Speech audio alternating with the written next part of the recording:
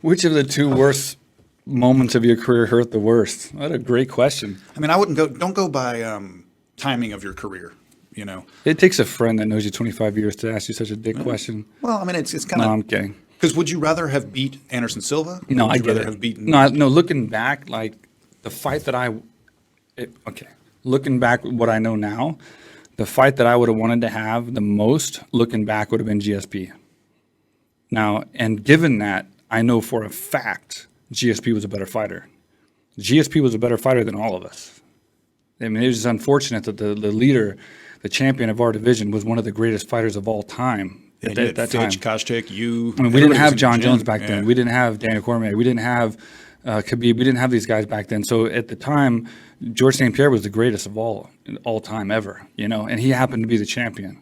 And so when I fought Dan Hardy, the winner of that fight fought GSP, and I lost the decision. You know, it was a shitty fight.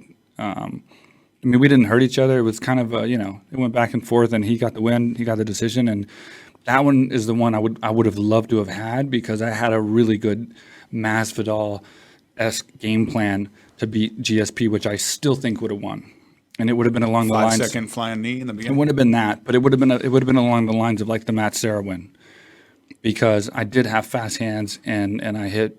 I mean, I didn't hit people very much, and they take it. You know what I mean? I wasn't like a Forrest Griffin, Stephan Bonner fighter. There's no fights in my career where I hit people and we just hit each other for 15 minutes. One of us goes down. Marcus Davis, that was pretty close, I guess, the closest. We went back and forth with all kinds of hits, but like, it's so like it would have been an aggressive fight that I could have won, and I still feel I could have won, not from being a better fighter, but possibly from being a better, stronger hitter and being faster at the punch, because I know what he was going to do. Yeah. I knew exactly what he was going to do, and so I could have countered that. Looking back at Anderson Silva, I didn't know much about Anderson. He had fought Chris Lieben, knocked him out. He fought Rich Franklin, and I was going to fight him after that. And that's when I took the Okami fight, because Luter stepped ahead and fought Anderson.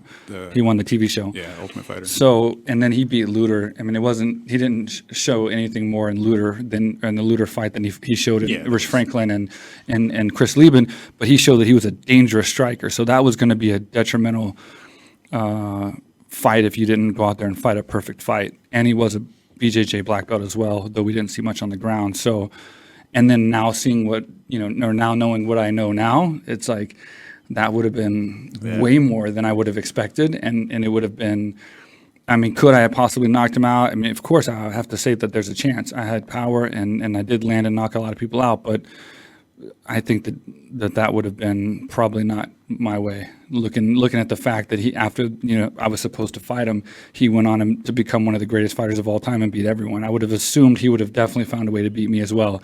Not taking anything away from George St. Pierre, I just felt like I would have done something that no one else would have done, which what Matt did during that time, and that's not put him on a pedestal, not try and be a better fighter and outpoint fight him, out technique him. I would have just street brawled him. Tough to do. I would have just street brawled him, just fast and hard as I could, every single time from start to finish. And that's where he was weaker as far as getting caught.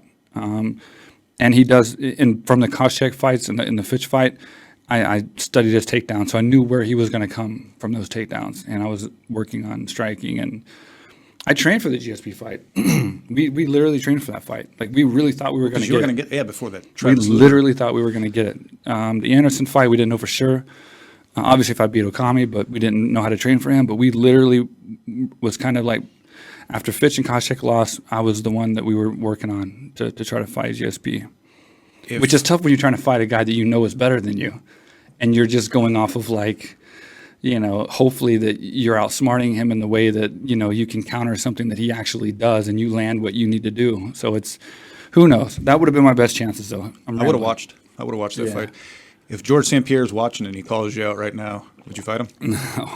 $1 million? No, I can't fight. I can't fight because I got LASIK surgery. Oh, we'll edit that out. Who cares? $1 million.